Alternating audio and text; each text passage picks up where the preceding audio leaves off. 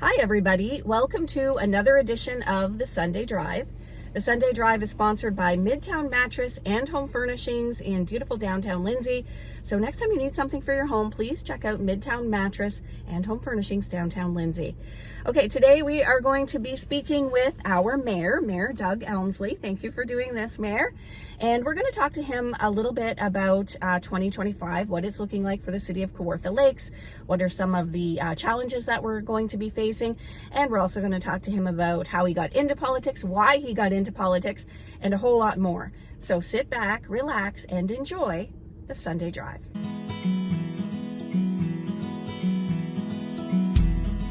Okay, we are back with Mayor Doug Elmslie. Mayor, thank you so much for joining us for our unique version of a year-end interview. The first thing that I wanted to ask you is, what made you decide to get into politics? You must have been crazy at one point. Well, it goes back to 2006, and the Chamber of Commerce in Finland was looking for somebody to run for council. And I had been president of the Fenland Falls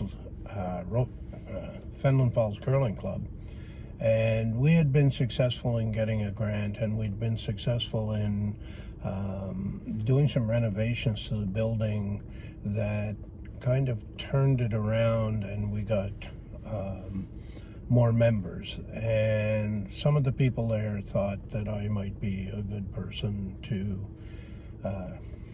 run for council. What year was that? 2006. Okay. And they approached me, and I at first rather laughed at it and said, I don't think I'm the person you really want. And anyway, we had a meeting and we talked about it.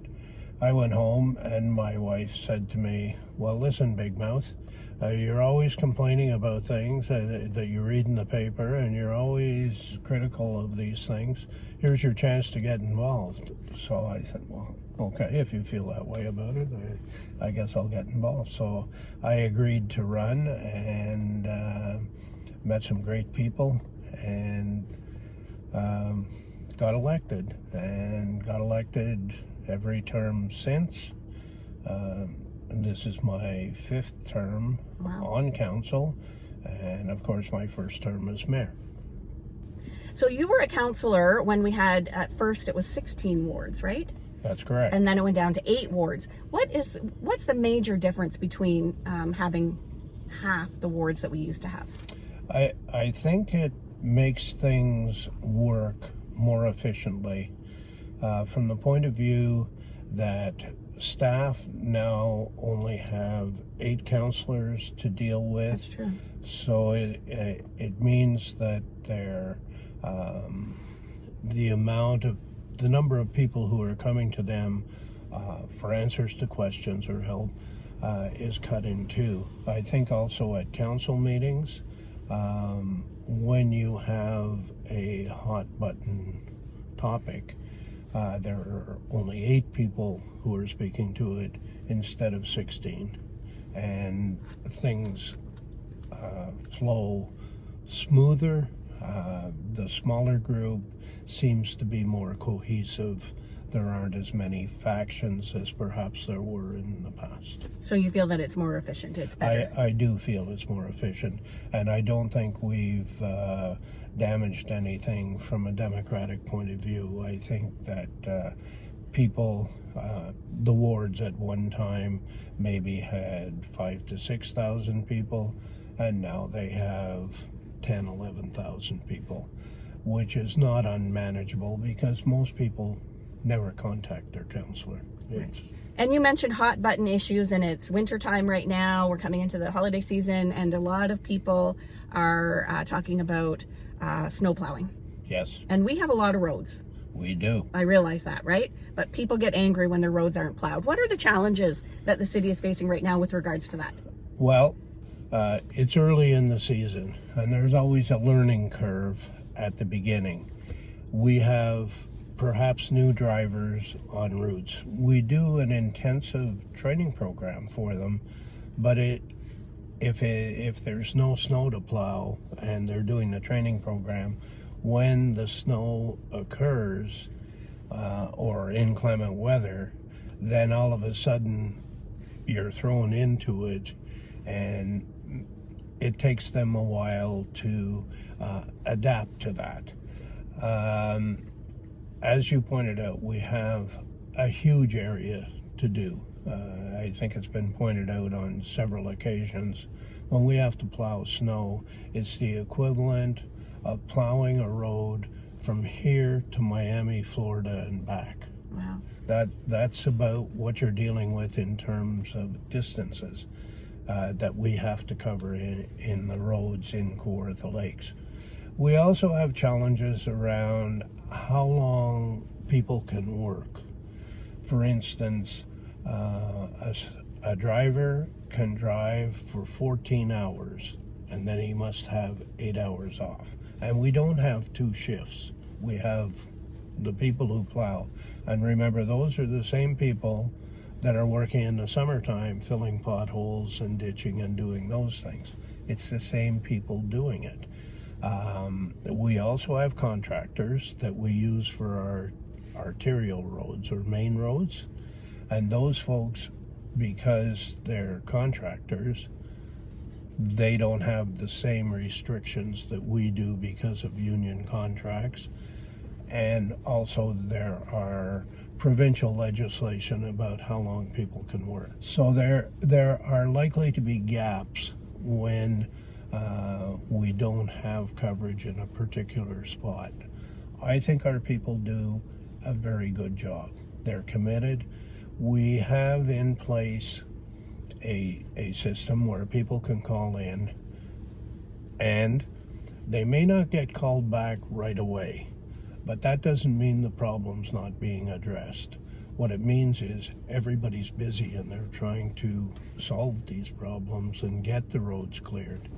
Okay, so other than the snow plowing issue, what are the main challenges facing the city of Kawartha Lakes for 2025? For 2025, we are going to go to source separated organics pickup in our 4 major urban areas. So that's going to be something new for us. With regards to that, some people were questioning whether it would attract animals. I think what they have right now with my green box was delivered yesterday, for instance.